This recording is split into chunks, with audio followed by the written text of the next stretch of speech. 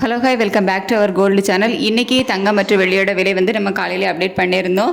ரெண்டுலேயுமே விலை சரிவு இருந்துச்சு. தங்கம் ஒரு கிராமுக்கு 125 ரூபாய் குறைஞ்சி 22 கேரட் ஆபரண தங்கம் ஒரு கிராமுக்கு 9255 ரூபாய்க்கு விற்பனை ஆகிட்டு வருது. வெள்ளியும் அதே மாதிரி ₹1 குறைஞ்சி 128 ரூபாய்க்கு விற்பனை ஆகிட்டு வருது. ஸோ இப்படிப்பட்ட சூழ்நிலையில் இன்னும் தங்கம் விலை குறையுமா, இப்போதே நிலவரம் எப்படி இருக்குது அப்படிங்கிறத பார்த்தீங்கன்னா, தங்கம் விலை சர்வதேச அளவில் இன்னுமே குறைஞ்சிக்கிட்டு தான் இருக்குது. ஸோ சர்வதேச அளவில் தங்கத்தோட விலை குறைஞ்சாலும் நம்ம யூஎஸ் டாலருக்கு நிகரான இந்திய ரூபாயினோட மதிப்பு பார்த்திங்க அப்படின்னா நமக்கு வீழ்ச்சி அடைஞ்சிருக்குது. ஒரு 10 பைசா மேலேயே வீழ்ச்சி அடைஞ்சிருக்குது.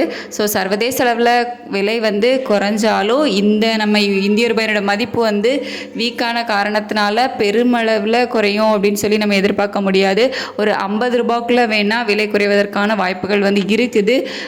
இந்த யூஎஸ் டாலருக்கு நிகரான இந்திய ரூபாயோட மதிப்பு இனிமேல் நமக்கு ரேட்டு ஃபிக்ஸ் ஆகிறதுக்கு நிறைய டைம் இருக்குது. நாளைக்குள்ளே ரேட்டு ஃபிக்ஸ் ஆகிறதுக்கு ஈவினிங் ரேட்டில் எந்த ஒரு சேஞ்சஸும் இருக்காது.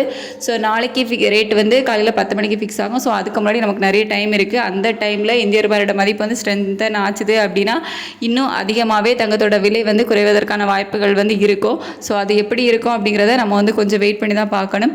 இப்போது நிலவரப்படி இதுதான் சர்வதேச அளவில் தங்கத்தோட விலை குறைஞ்சிட்டு வருது.